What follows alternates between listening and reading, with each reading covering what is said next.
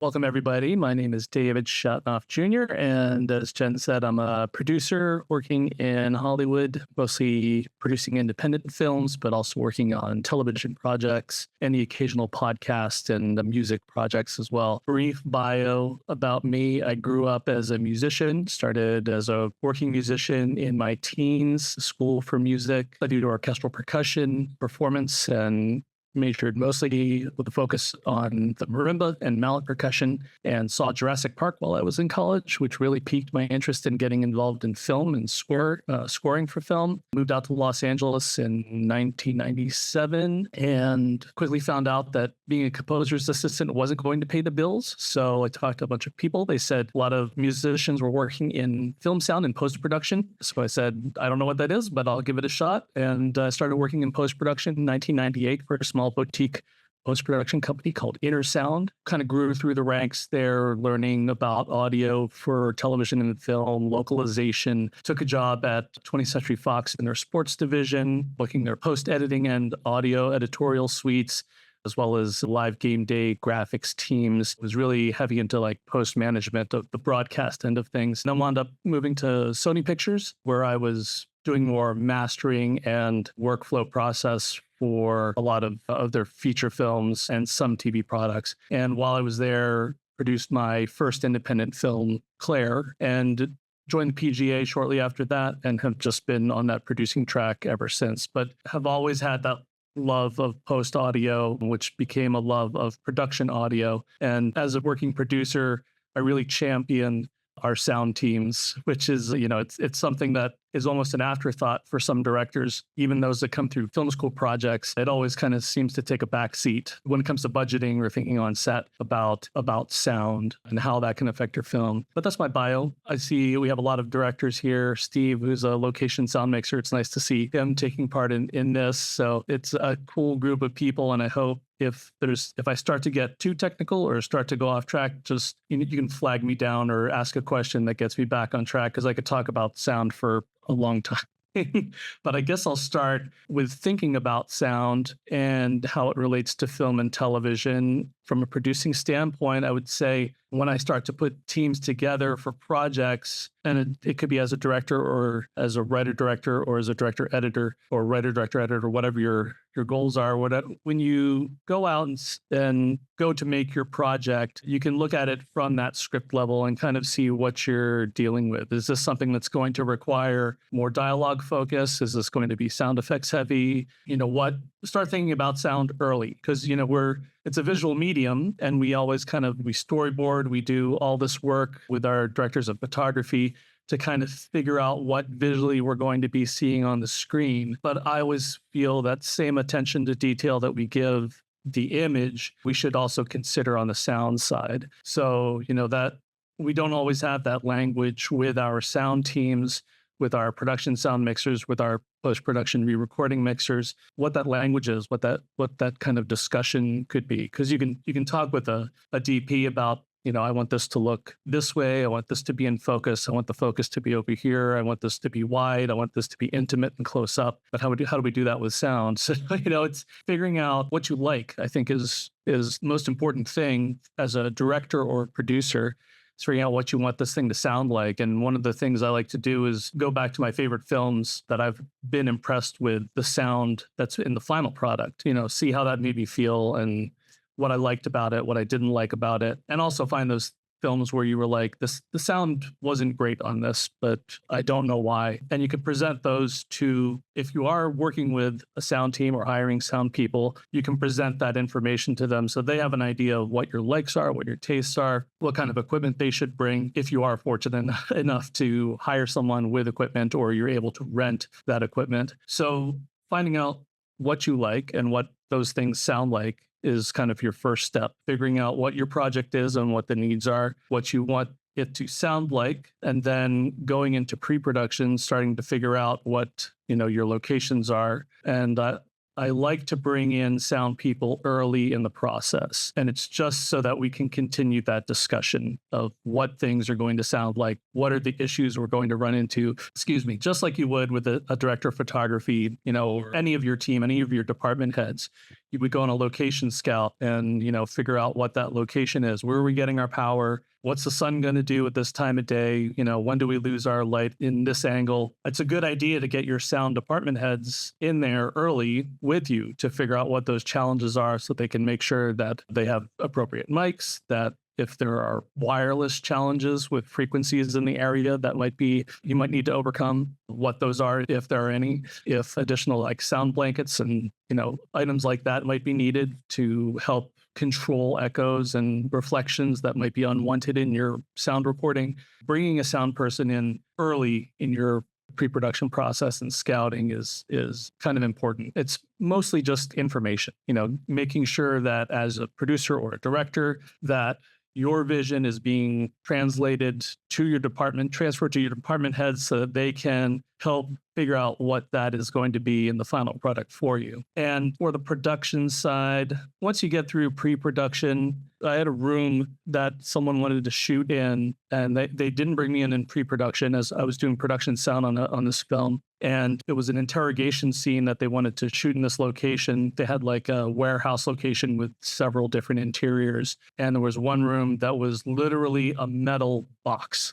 So we tried to get in there. It was a visually stunning location, just, rusted walls and a single lamp hanging from the middle, and you put a chair in there, it'd be a perfect interrogation room. But even just standing in there, trying to have a conversation with a director and a first AD and a producer, you couldn't understand anything because of the amount of reflections that were happening in the room. So put some thought into your locations. It was one where I just had to say, no, there's, we can film in here, but you're going to have to ADR this entire scene because the recordings were just so contaminated with reverb from the natural sound of the room. So we had to shift locations on the day because they hadn't brought me in pre-production to look at the location possibilities and where scenes would happen. When you talk about bringing in someone early, are you talking about a designer or the on-set sound head, or both? Well, if you are fortunate enough to have a little bit of a budget, and I guess we can talk about the sound team here a little bit,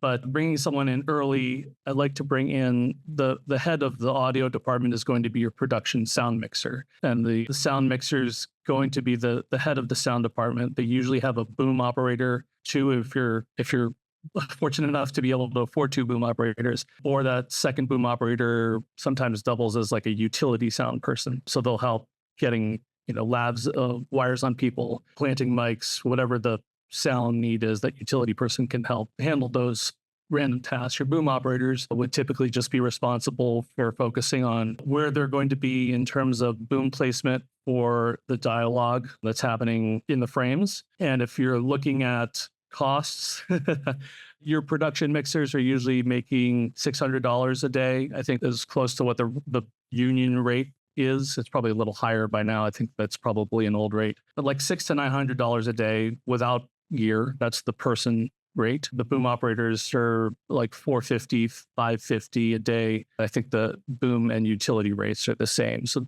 from a budget standpoint, I mean, those are, some people are paying their DPs that, they're not, when we're making shorts or doing these smaller projects, we're not, we're usually looking for that $150 a day person. And it's tough to find, a quality sound person for that type of rate with their own gear, willing to come in with their own gear. That's going to be decent equipment. But yes, I would bring in the production sound mixer, since they're going to be the department head or the sound team, and have the discussions with them. And then they can translate that down into the rest of the team, if the rest of the team. Single person sound teams, it's really difficult. It would be the same for, I like to equate it to having the single person camera operator.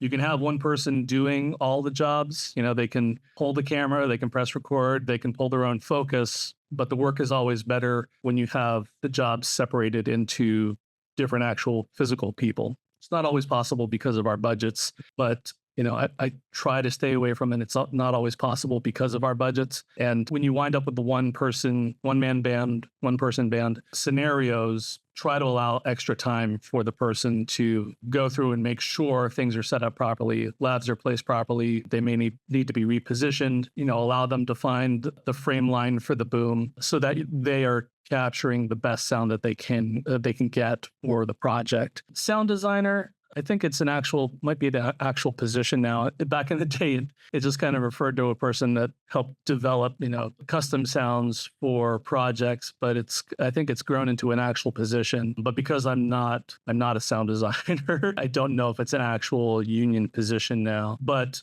your production sound mixer would be the person to bring in early and start having those creative discussions about sound. And when you're on set, you're not going to be, when you're watching films and figuring out what you like about them, the production sound mixer is going to focus on whether you're going to be leaning toward a boom mic sound, which has a more natural sound. Like if you listen to like Steven Soderbergh's films, he loves to lean on the boom operators for the sound of his films. And I think Magic Mike in particular was a film where you can really hear the rooms and the placement of the boom in relation to the actors. You get a little bit of distance and a little bit of more of a lived-in feel. Where you look at like a Michael Bay film, you're leaning into, while they still are using booms, you're leaning into labs and ADR and this very clean kind of polished sound for that type of film. So the production mixer, along with you and your likes and your vision for what you want to hear, can kind of figure out what the kit will look like for your production days. For your post-production sound, then you can really get into the specificity of how you want things to sound. So, if you are working with a post-production team, if you have re-recording mixer and editors, sound editors to kind of work on different things, you can talk about how you want, Foley to sound, you want specific sound effects to sound, and then overall, what your deliverable is going to be, where, when we're setting out to make a project, we should always know, at least as a producer, I should always know where this thing is going to live in the end. If it's a short film, it's probably going to go to a festival or screen somewhere. So I know my final deliverable is going to be a DCP at the highest level, and then probably a QuickTime mezzanine file at the middle end of that, and maybe a YouTube file at the lower end of that to get it out and get it seen. So knowing those three things, when I'm doing post-audio work, I'm like, okay, if it's going to screen at a festival, I could probably use a surround mix, 5.1 surround mix at the base, and that'll go on my DCP. And then everything under that can be made from that high-level mezzanine file. And once you have that information, your sound team, your post-sound team will kind of know how to go about things. So they start thinking, okay, it's going to be a 5.1 mix. We can play with surround, using the surround sounds to bring the audience into the story a little bit more. Our dialogue is focused on the front three channels, and we can play with sound effects across the front. Where if you were just doing a YouTube deliverable, you're down to a stereo mix for YouTube. So your dialogue can be kind of phase center, and then everything else kind of plays out between the left and right speakers. So knowing all that information, where your final project is going to live, I think ultimately we'd all like to be doing indie films or television, and all of that is going to be, high level stuff. Surround 5.1 surround mixes at the very least. So knowing the end at the beginning is important for everyone, but also very important for your sound team. I guess I'll focus on a little bit more one person team type of things, because I know a lot of us here are kind of compact storytellers in terms of budget and what we're able to kind of pull off. So I did talk about not liking to do the one person sound team just because it is more time consuming. It'll definitely add more time to your setups and more time to your day the smaller your teams get. You can kind of get into a groove within a scene, but for your setups in terms of just getting them going, it'll take a little bit longer. For your sound person, this usually means they have to make sure their files are labeled correctly, which is, it's a simple thing, but on some mixers, it can be a little time consuming, and those seconds will add up, and that it takes you to rename a file if they're not wired, getting them wired. And then if once they are wired and you do a rehearsal take, making sure that the placement of the labs are okay and that they're picking up good audio from the labs, but then allowing them also to find the frame line with their boom so that, they can figure out the action of the scene and what's happening, what they can capture with the boom, who they should be capturing with the boom for the coverage. And then also trying to adjust the levels on the fly, which is the tough part. So if I'm mixing from a bag that I'm carrying on a rig, and I have a boom pole up, I'm holding it here trying to get two people, and one of them starts to get loud, I need to make an adjustment to go down and hopefully be able to take a look down at my mixer to make sure that the levels are not peaking and not distorting on the mixer as we're recording. So it's one of the challenges of trying to do a one-person thing. And as a director, if you're working with a one-person sound team, make sure you check in with them. Make sure that the takes that you are enjoying from a performance standpoint and from a picture standpoint, that the sound person is also enjoying from an audio standpoint. And there's a little bit level of trust there where you have to figure out, was it good from a sound standpoint? Was there anything on there that I heard that happened in real time that they might have not have heard because they're focused on so many booming and trying to mix and making sure the wires are okay and that their movements are capturing everything that they need, that they think they should be hearing? Is that the same as what you think is a passable sound moment? So having that, there's a little bit of trust that goes on between you as a director or as a producer and them as a sound mixer that you need to build and figure out what that playing field is. If you are fortunate enough to have a mixer who is a standalone mixer, a sound person who has their own gear and has context or playback ability for their directors and producers, then you can actually listen in on what they are hearing.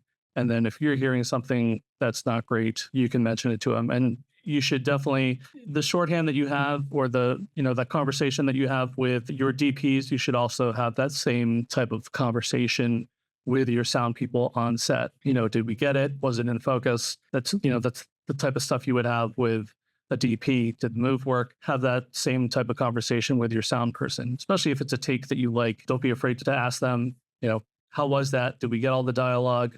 Were the labs okay on that one? Because they're moving around. And I know we chose, a shirt and a sweater and a jacket on top of that. So there's a lot of wrestling going on. Was it okay for that? And if it wasn't, did we get it in the boom at least so that we can move on from the setup? Have those conversations with your sound person and make sure that you're getting everything in production that you can and having it sound the best as it can in production.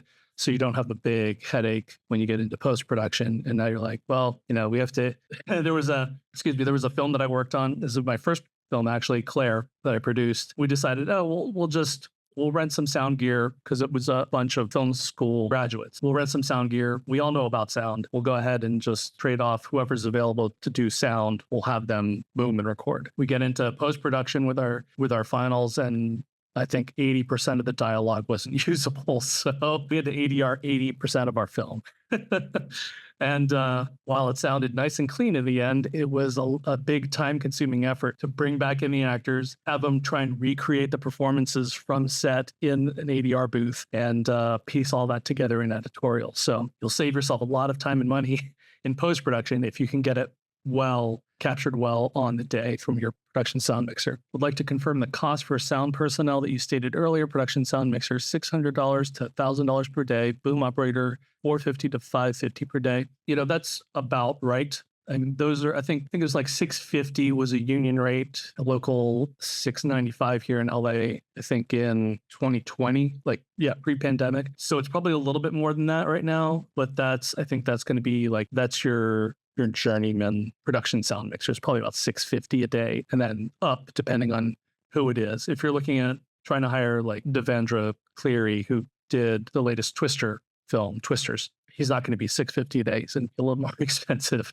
and that's just for him, not including the kit. The kit's probably, depending on what he would be bringing. If he's bringing just his mixing cart, it would probably be another $800 a day for his rig. But if you're looking for sound people, there are soundboards and people always looking for work. We try to do our best to make sure people are fairly compensated. In the state of California, that's our minimum wage, which turns out to be $132 a day or something like that. And that's for a 10-hour day, I think. So if you're trying to look for a sound person at minimum wage, it's a real tough sell. I'll do favors for friends and stuff like that every once in a while. But, I got an offer to do a film in Cabo San Lucas or someplace. And they're like, well, you get a free vacation in Cabo San Lucas. And I was like, okay, well, are you going to pay for transportation of all my gear? Are you renting gear? And they didn't have any money for anything. So it was literally for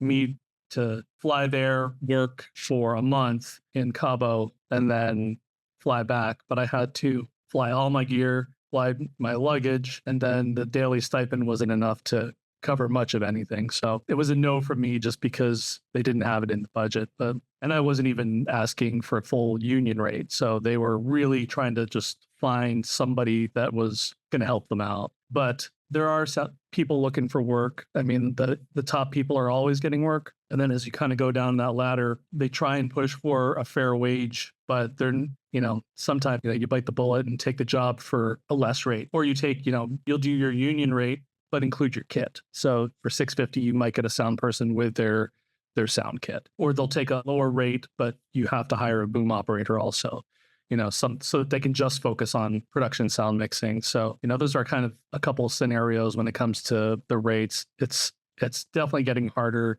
Everything's getting more expensive also. So nobody wants to budge on their rates until they're really desperate for work. So always go to like universities and things like that have little sound programs in their film departments, or you can go to the specialty colleges and trade universities like Full Sail and those places that have job postings. You can go to them and say, hey, if you have a new sound person that's looking for work, here's the rate I have, here's how many days I can guarantee, and this is the project, and see what you get. Also, go to the sound people that and see if they have anybody coming up under them that might be looking for that first shot, which happens a lot in all departments. You can't afford the top tier person, but they have a assistant in their department or an apprentice in their department that is looking to elevate their work. So, they're going to show you their stuff. And that's kind of how I got my post-production start, is just hanging out and doing stuff, and then helping around in the studio, and then eventually being able to, do some editorial on a project uncredited, and then doing credited editorial work, and just kind of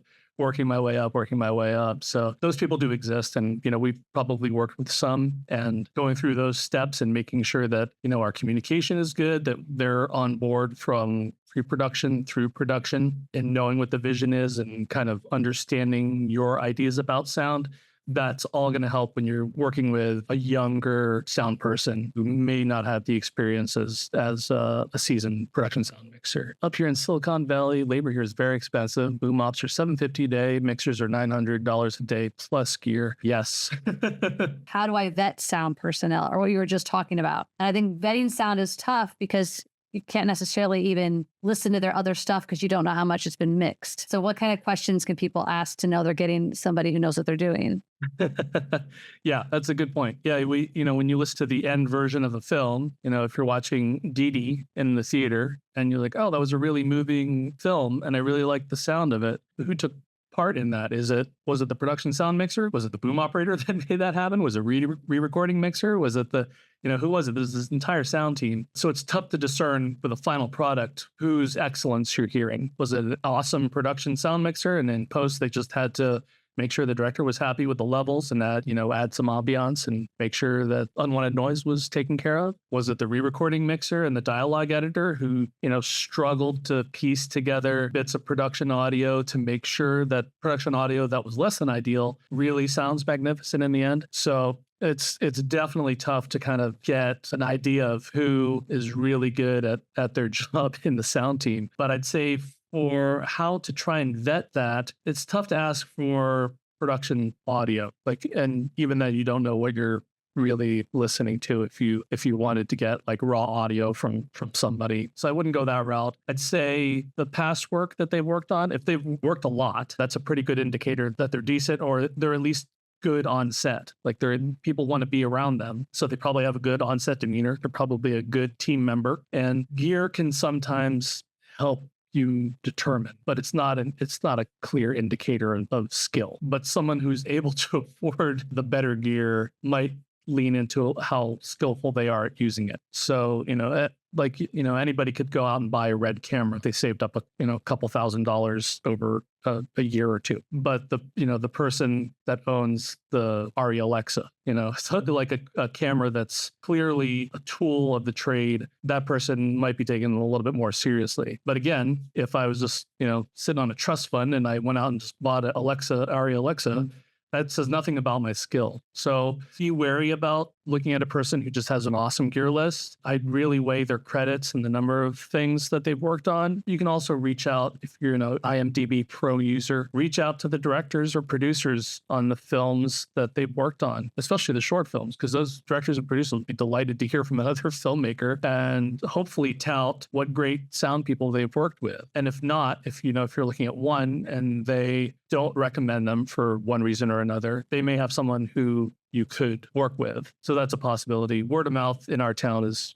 huge, and our industry is huge. So that goes a long way. So I'd say if their previous films are available, watch those. You get a general idea of what the sound team was like on that. Look at the films they've worked on next. Look at the gear list after that. And then somewhere in there, try and get in touch with producers or directors that have been on their project. Don't be afraid to fire day one if you're not getting good sound. Don't machine for it. We could kind of talk about if you can't hire a sound person, which, oh my God, I hire a sound person every time. Even if I'm doing, well, I don't do them anymore. When I used to do shooter gigs, I would split my pay with a sound person because I don't want to deal with it. What are your thoughts on that and how to help them get the best sound they can if they're going to do? Mostly we're talking B-roll interview type shoots. Yeah, I'd say for those type of things, there are better mixers and booms, lavs, and wireless gear out there, but they're not going to be cost effective for the single shooter type of gigs. We're talking about thousands of dollars for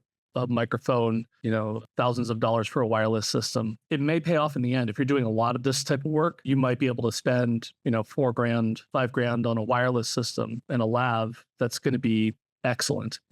You will never have issues with those systems, or very few issues with those types of systems compared to the wireless systems that you're going to spend a couple $100s on. Like Sennheiser has their G4 brand, I think they're on now, which was like the G3 Sennheiser wireless lab system. And they just did it. They weren't like as rock. Like I have Electrosonics is a brand that I use, and it's not I'm not endorsing them, but they're so good at what they do that I can't not use them. But there are other excellent brands out there where the performance is so good that it just minimizes the things that you have to worry about on set. So if you're doing single shooter type of things, you're like, oh, I'm doing an interview for a doc that I'm doing, right? Then I'd go out and I'd probably rent a boom mic, probably a Sennheiser 416 or something.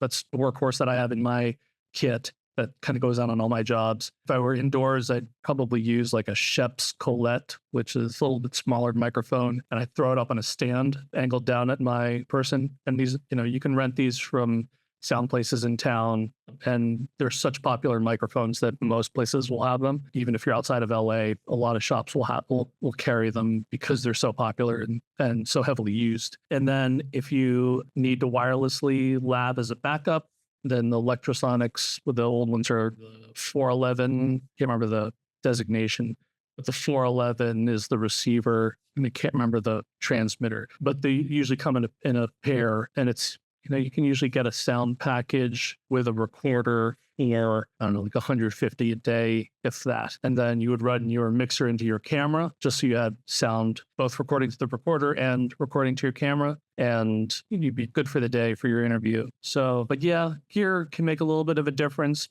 but I don't recommend purchasing top-end gear just because it's so cost prohibitive. If you have that much money and you are doing it a lot, maybe it works out in the end, but I think you're going to save a lot more if you just rent the gear from a local shop. And in addition to that, you build a relationship with your local rental house. And then when the time comes to, we're doing a doc feature and we're going to be moving around, so we need a sound person, you can talk to the shop people and be like, hey, I need a production mixer. And they'll have people that they rent to fill out their kits that they'll be like, oh, yeah, we can recommend you, or if you want to post on our XYZ website, bulletin board here, whatever that looks like for them, they'll help you out that way. On that note, as somebody who used to do this all the time, the Zoom recorder is your friend if you're going to do labs. And I think it was like the G4 labs, Dave, that are just like, they're pretty cool. They're good. Here is your new best friend.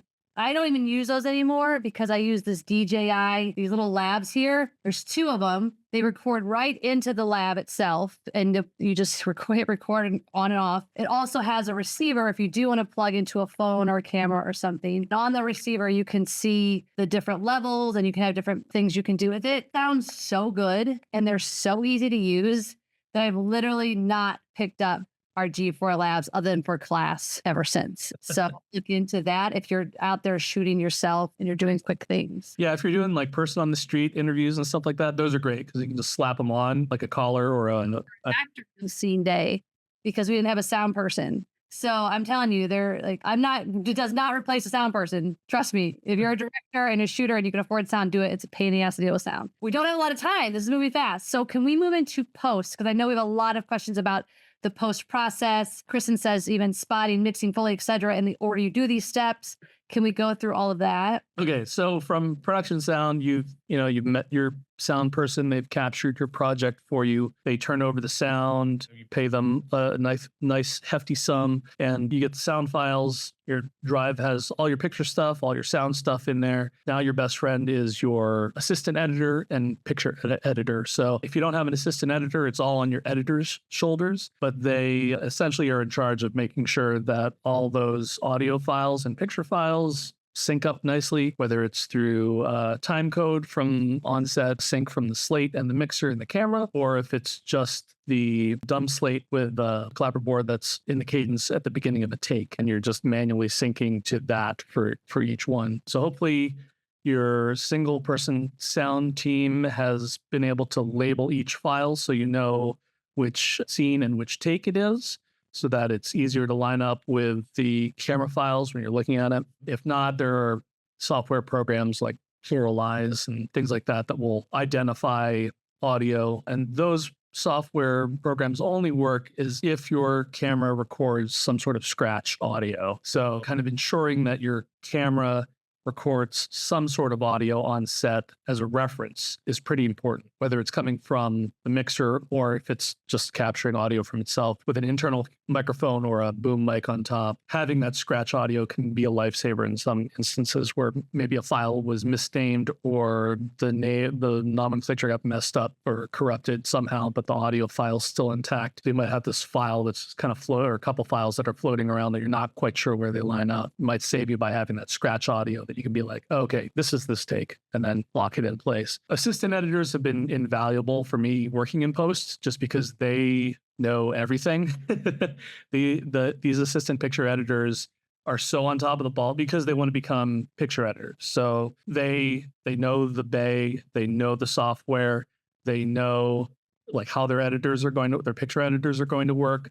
And then they know how to turn everything over to audio department. So that turnover is really where things start to happen. So we see a lot of times in the infancy of a lot of software where Pro Tools is kind of the gold standard in terms of audio in our industry. There are other bits of software that are out there that are really good at manipulating audio the same way that Pro Tools does, but it's just been around the longest and the studios are most comfortable using it. So it's just kind of what's been adopted. So if you are working in a post situation with a post sound team, be prepared for them to be working out of a Pro Tools rig. And the turnover from that, as I was saying, the infancy of some of these nonlinear editing picture software packages, they didn't have a way to hand over audio properly. So the kind of the old standard was OMF file, which is an open media file. And that essentially just took all the clips within a picture editing session, arranged it in a way that Pro Tools could open it up and say, these are the associated audio files at their start and end points. And if there were handles, you got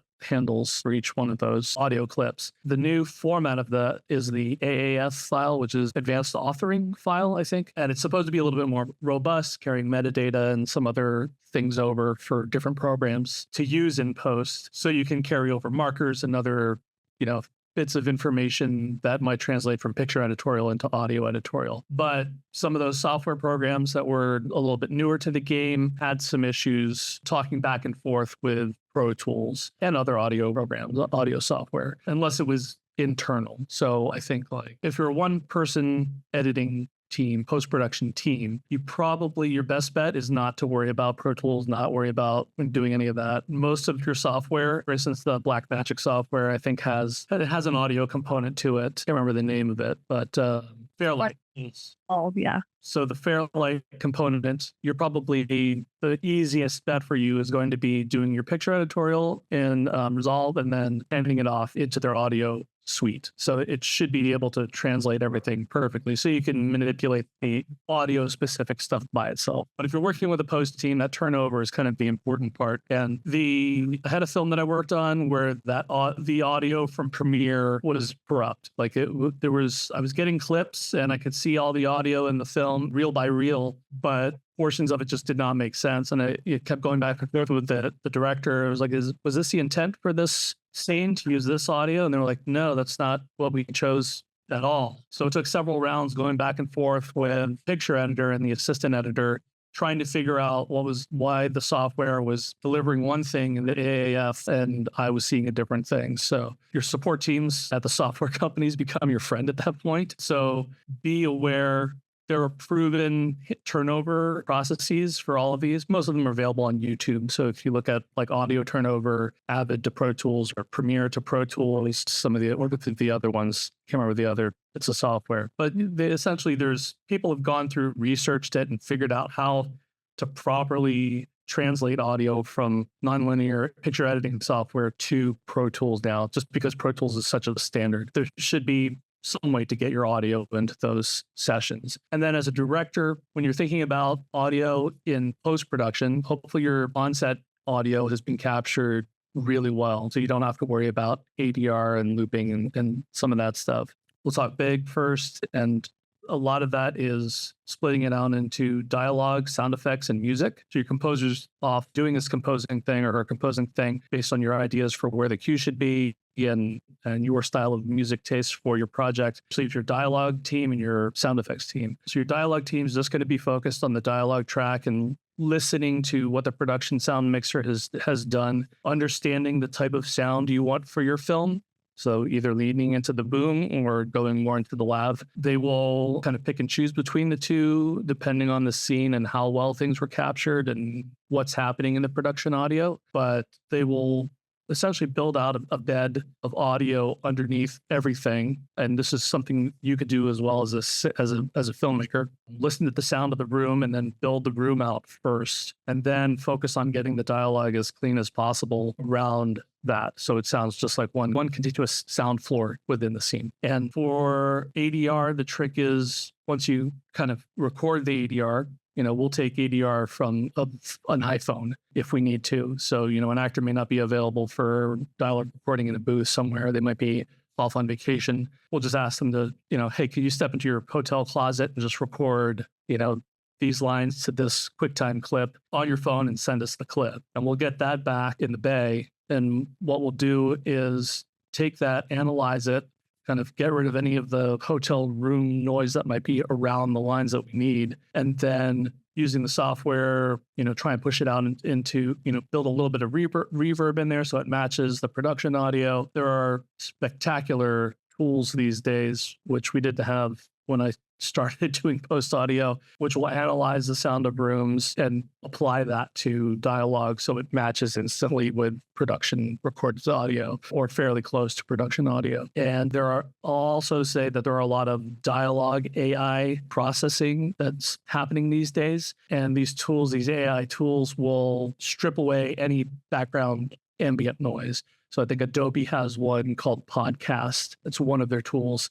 And it will go through and clean up everything so your dialogue sounds like it's being recorded in a podcast booth. And depending on how much noise is happening around them, it can sound a little processed, I guess is the best word. So if you are going to be using tools like that, which are all web-based, make sure you save your original audio, process it, and then bring it back into your session and go back and forth between the two. If you find it's getting a little bit too processed, you might want to go back to your production audio and pull out portions of it that sound natural. And hopefully that helps you in your dialogue bed.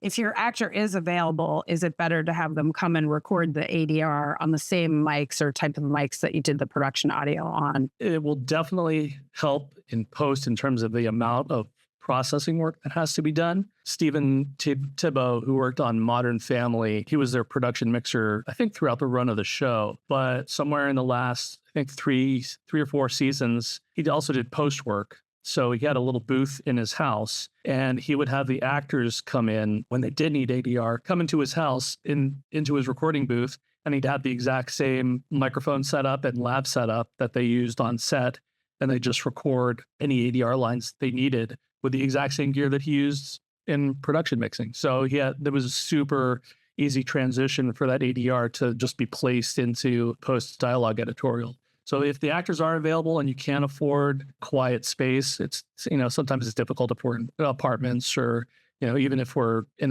renting a house or something like that, there's gardeners outside, or neighbors are noisy, there's street traffic or whatever, air conditioners going, the more control you have over an environment. I'm used to recording dead ADR, like in an ADR booth with no sound reflections. So we get the super clean kind of sound.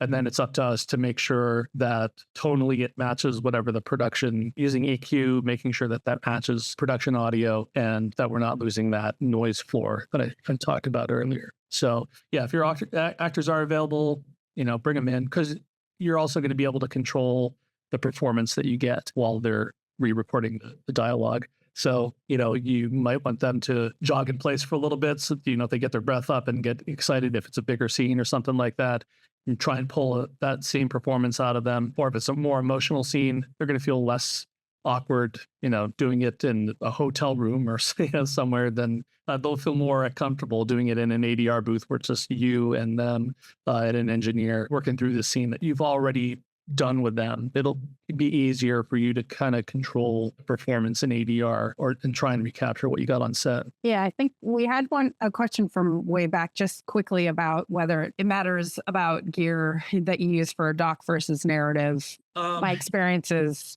there's run and gun when you're doing like reality, which is more contained, but overall you're kind of using similar gear. Yeah, it can be similar. I think your doc setups, depending on the documentary, if you're talking head stuff, you're usually in a room or outside somewhere set up in with a chair and a camera op. So you can usually, we call them the robot. It's a boom stand with it's a little device that just kind of supports the boom in place, so that you can just kind of set the boom up, position it over the talent as they're speaking, and not have to worry about it. And it runs it to your mixer, and then you're free to operate camera, or if you have two cameras, if you're capturing angles with this talking head, it's a real easy way to kind of go about that. Where if you were run and gun, if you were doing, like a somebody feed fill or, travel talk show or something like that, where you're out moving through the streets, going into locations, your gear would be a little bit more robust. Probably have some wires on talent. So you'd probably have a mixer in a bag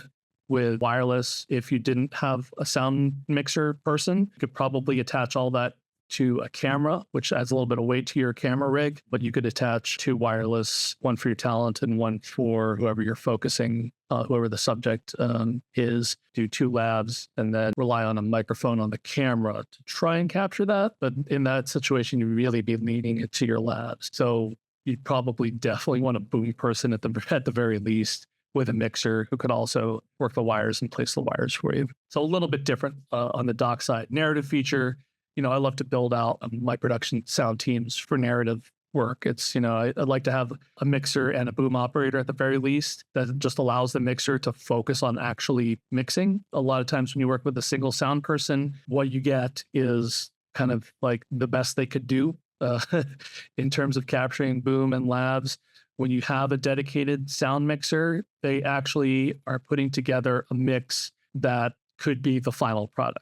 They're, as someone walks off scene, they're taking the time to pull down their lav and make sure that they're out, right? So if I'm a single sound person working on set and somebody walks off screen, I might not be able to find that dial while I'm holding a boom up to bring them down and take them out. So they may be off screen, doing something, rustling their clothes, whatever's happening. I can't control that in the mix. So when it gets into post-production, you're going to hear that isolated channel of them off screen, where if I were just dedicated to the job of mixing, I would have taken them out. And, as a new talent walks in screen, I would bring them up into the mix so that they can have their acting moment, and that what I'm creating on set as a production mixer is kind of really ready for the post team to do as little work as possible. Yeah, I was going to say, so the bottom line of that basically is if you can put a lot into the actual production audio, staff it properly, get the right gear, it's going to save you time and money on the post end. So it sort of balances out that way. So do you want to go back to the post side? And I think we're at sound effects at this point. Yeah, so sound effects, it's kind of knowing what your film is. You can get very heavily into the sound effects world.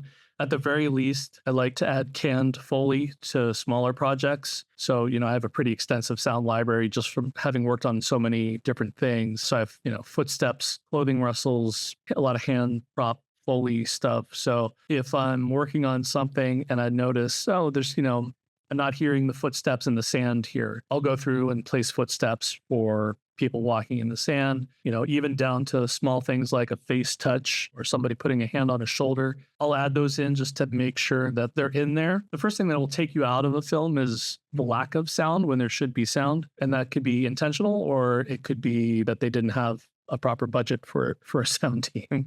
So it could be pretty impactful to have the absence of sound, but it's one of the first things we'll notice if it's done without intent. If there's something missing, we'll be like, they're walking down this street, this marble hallway. I should be hearing like click clacks of their dress shoes where, and I don't hear those. Where is that sound? So it'll really pull you out where, you can forgive a background that's a little soft or color that's not quite right in something. Your eyes will forgive that, but your ears will not forgive the absence of something or improperly recorded ADR. That's the big one is, bad lines ADR. You can usually tell as soon as you hear it, like that was way too clean to be production audio. So compared to the rest of the lines, so we're so used to just listening, in our environments that when something is presented to us as entertainment, where the ears are very critical as to what's being presented to us. So having the ability to have those sound effects in Foley in the moments where you think there should be sound, that's kind of the first place I go in sound effects, is making sure that Foley bed is kind of there and present when I know there's not going to be other things. As a director and as a producer, you can pick and choose your battles because you have those three components. You have your dialogue, your effects, and your music. And in some portions, the dialogue is really going to take the lead. Here's this big monologue that this actor is doing. We don't need to worry about the score here. Sound effects, very little. They're not walking around not pacing the room. We don't need to hear shoes. We don't need to hear his clothes rustling. This is an intimate moment. Let's focus on the dialogue and maybe just the basic sound where, you might, after that scene, there might be, a little moment that's happening. And now, we don't need to worry about dialogue here. The music's really going to take the lead here. Let's focus on that with the composer and making sure that the music moment is really well handled. Or you might have a montage sequence where it's like, we don't need any dialogue or sound effects here. This is going to be a needle drop moment. This music's going to take over here for 30 seconds. And we're just going to enjoy this montage of these guys, doing whatever they're doing on screen. So kind of understanding how those three components work together to tell your story will really allow you to focus on specific where you're putting your energy in post-production. So especially if you're a one-person post machine, knowing what your moments are will allow you to spend your time wisely. You don't need to build out all those footsteps for the scene because it's just music leading us to the next scene. We don't need all that stuff. We'll bring the music up and then we're good. I don't need to spend, half an hour building footsteps into the scene. In terms of where you're going to find your sound effects, there's a lot of good stuff online. I can probably, I don't remember my resources off the top of my head, but there's a bunch of stuff.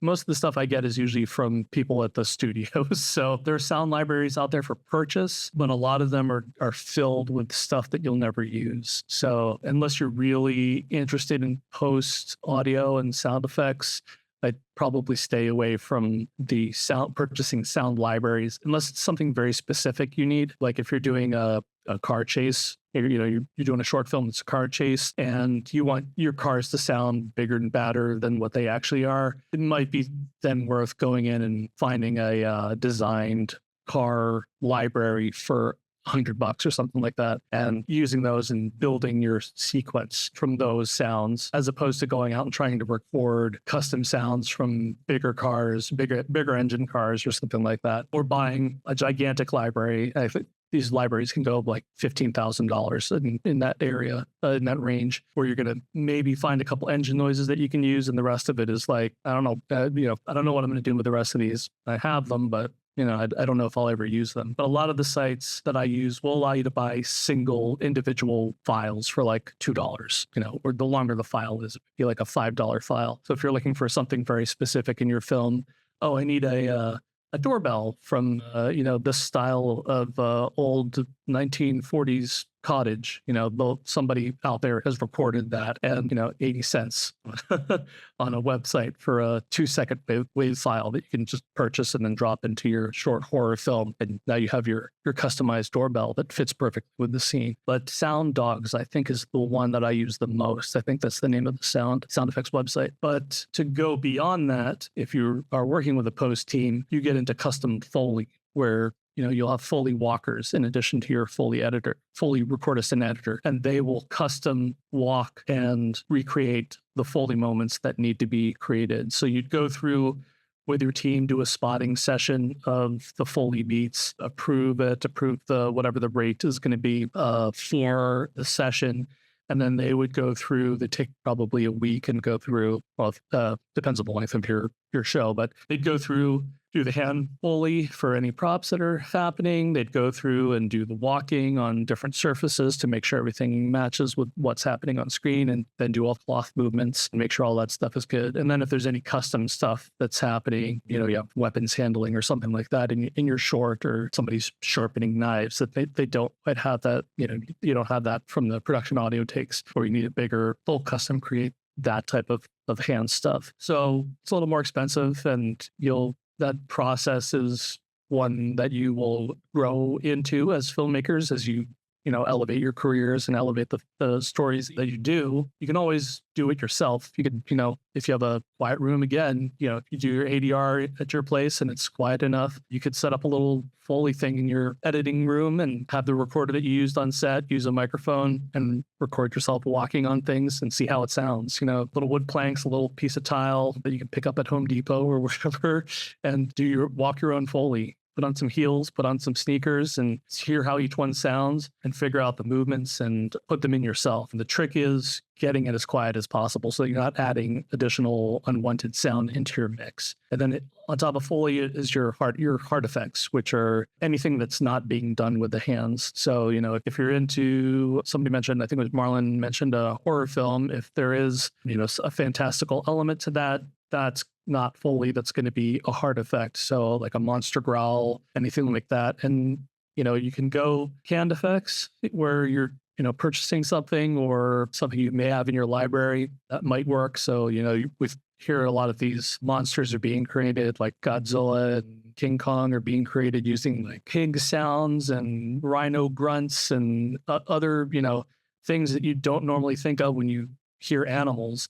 They'll use those and composite them together and blend them together to create these fantastical creatures. So those are going to be your hard effects. And, you can record those yourself as well. And that's a matter of getting a field mixer and a boom mic and going out in the field and figuring out what those things sound like to you, then piecing them together in post-production, layering them and figuring out which one's louder, which one's softer, to create whatever it is that you're trying to create in your world. So the hard effects, most of the time, I'm just leading on library stuff for practical everyday things, door slams, door closes, all those things. I have a pretty vast library, and I've gotten pretty good at picking them out when they happen in big shows and big films. I'll be like, oh, I have that door slam. And my wife has gotten good enough to be like, you have that door slam. So, there's a lot of them that are really well recorded that people just use because they're so good. And there's a lot of them that have been used at this point that you can start to hear them once you've really been in the world for a while.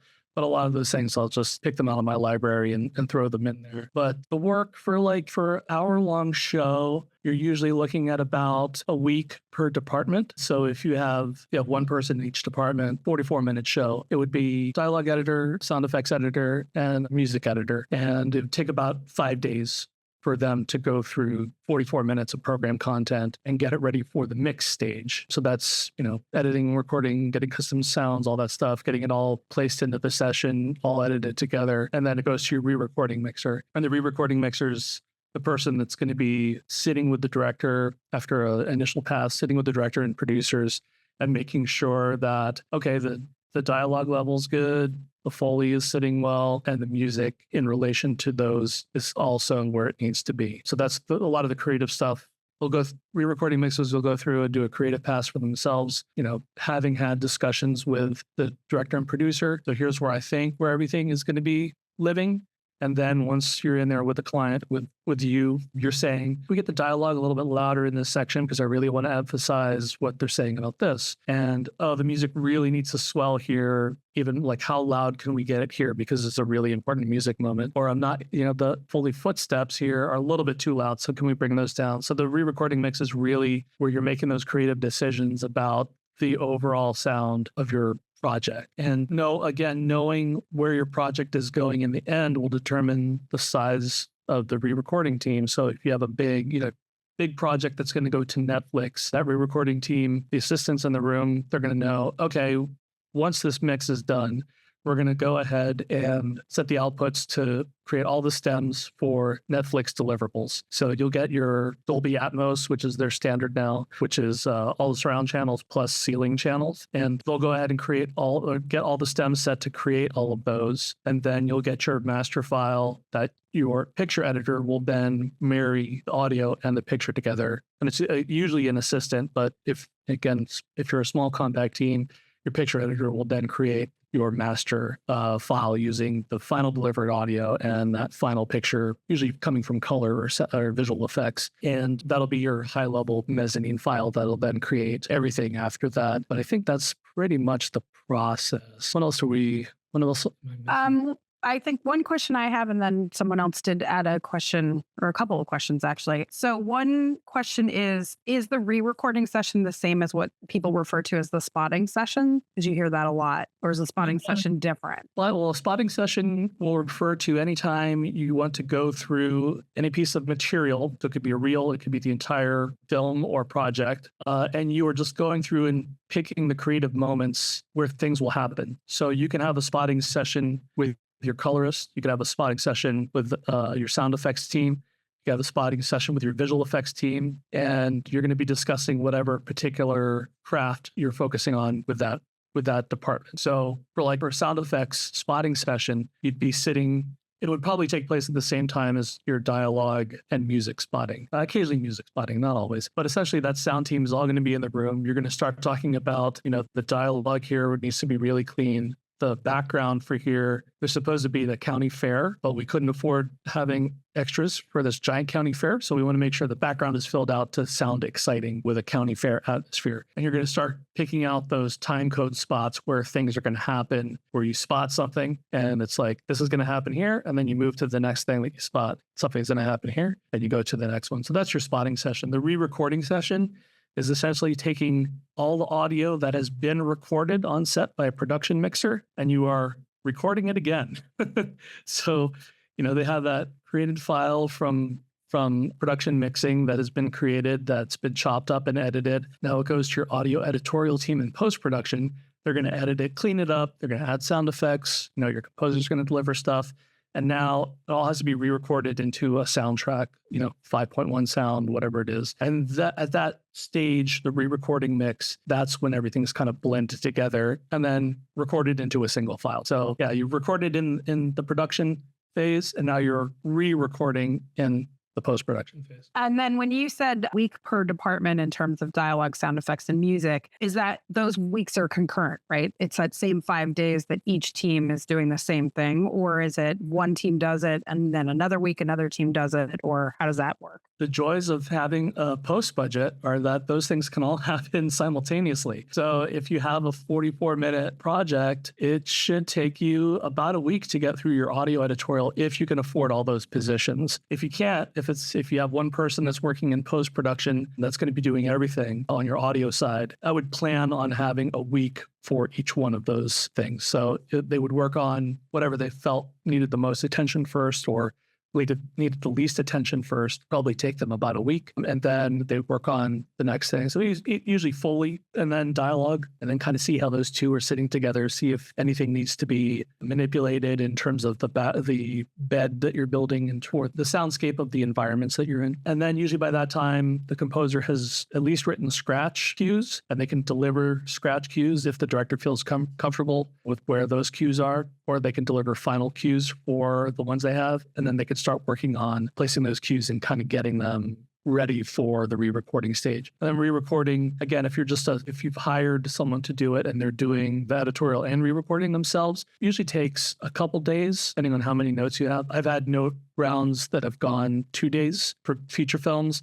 And then I've been on short films where, for Friends, it's been never-ending notes. It just can never polish it enough. And at some point, we just have to say, it's good enough, right? Okay, we're done after 2 weeks of notes rounds. So if you've flat rated your post-production, you can usually squeak out an extra round or two of notes. And if you are paying by the day, you can definitely, get more notes rounds in there, but you will pay for them. The re-recording stage is not cheap. So your audio editorial teams, usually about any of those positions in editorial, usually about $400 a day. So $2,000 a week for union rates. And then your re-recording mixers can start at $2,000 a day and up, depending on who it is. If you're using the big guns that have worked on the Star Wars films and all those, the price is astronomical. But if you're using, a TV mixer who's looking to mix more on the film side, then, you probably get a deal on that. And they might even bring you into a studio to, do the final listen down. So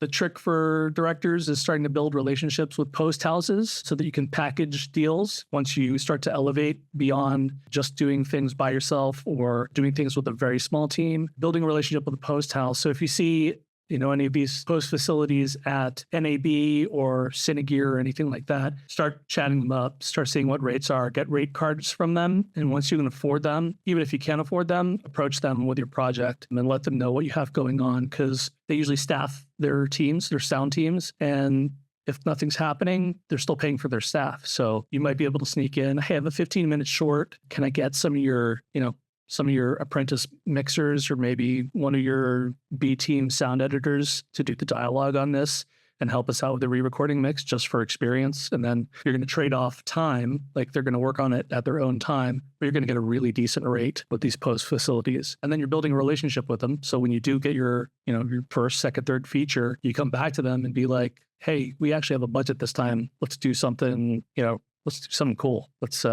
work on this thing. So, as a producer, that's appealing to me because I'm building a relationship. But also, I know the scenario is that they have talent sitting around getting paid, whether they're doing nothing, or working on the top tier stuff. So take advantage of it when things are slow. And right now, things are slow.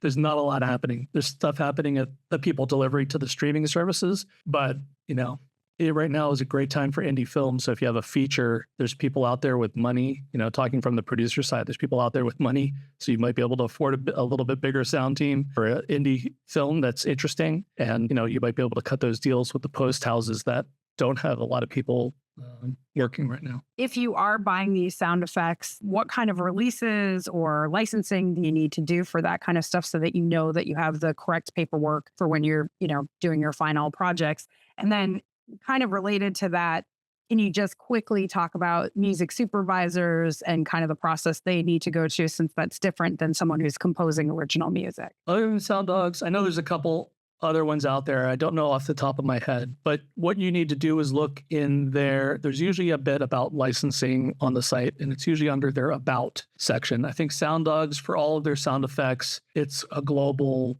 license. So once you purchase it from them, it's a global license for all uses. So you should be good to go. The libraries that you can purchase that are, hundreds of bucks to tens of thousands of dollars, those are all global license and open use. So open media use. So once you purchase it, you're set.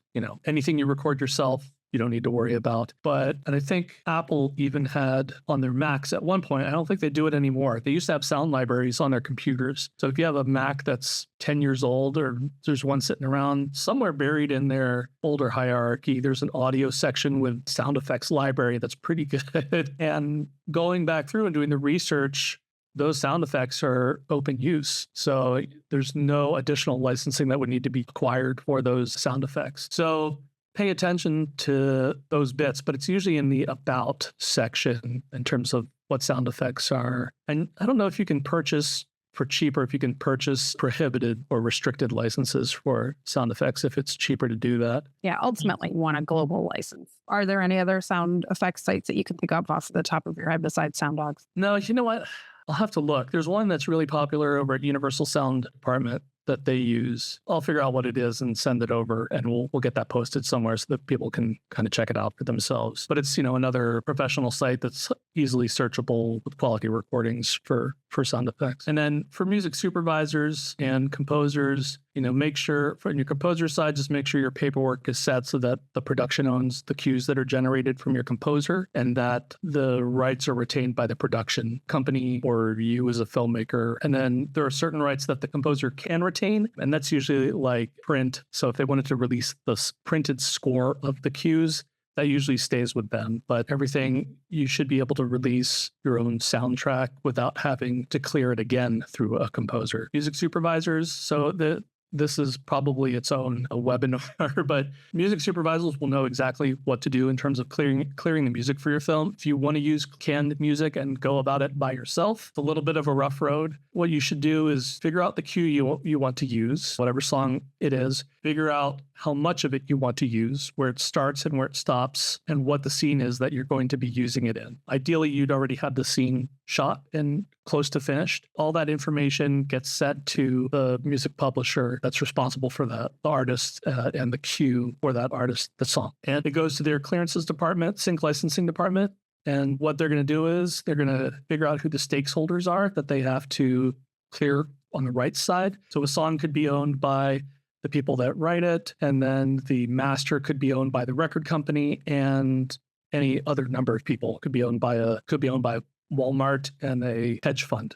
So it could be any number of people that have to say yes in order for you to use a song. And hopefully you've picked a song that is owned by a record label. The master's owned by a record label, and the writers of the song are the musicians in the band. And those are usually the easiest yeses. So if you can find a singer-songwriter where it's just them and they've recorded their own music and they own their own masters, then you just need to approach them and get a yes for worldwide rights. If you are going the festival route, it can be a little bit easier to get a festival license for sync licensing for music cues, but not always. Sometimes it's just a black hole because it's 5 members in a band and 4 songwriters, and the record label owns the master, and the record label says yes, but you've only heard from 3 of the bandmates and the other one's on vacation in wherever, and you're not going to hear from them for a while. And when they get back, it's in the bottom of their email and they're never going to check it. And it's just a waiting game. So if you're set on music cues, try and have a backup. It's one of the pitfalls of going through the picture editing process is falling in love with temp score and temp cues. And it can get really expensive. That's on the cue side, especially. So if there's a piece of music that you have to have, it can get really pricey to get that yes. You also want to go prepared with your budget and know what you want to spend on the piece of music. For a festival license, that can be a couple $100 for the master and a couple $100 for the song use. And for worldwide rights, it can be whatever the label wants, whatever the artists want for it. So, you hear about $100,000 song cues and things, and it can go up to $1 million cues for like Guardians of the Galaxy, where they're picking all these super specific songs that James Gunn has in his head. From the moment he starts writing the script to finished delivery, it's the exact same song. And they're like, we're paying for it because that's selling what this project is. So yeah, but it can get pricey for worldwide rights. My best advice is make friends with the artists so that you know what you're dealing with. They're always going to be the easiest yes if they know you. They know the story. You'll always hear about directors and producers talking directly with artists and really getting them sold on the story of your project, and that their song is going to help drive this emotional component of the project. So that's usually the easiest yes, is when you start making those relationships, you start making friendships and really getting musical artists on board with what you want to do visually on the film side. It's usually the easiest route.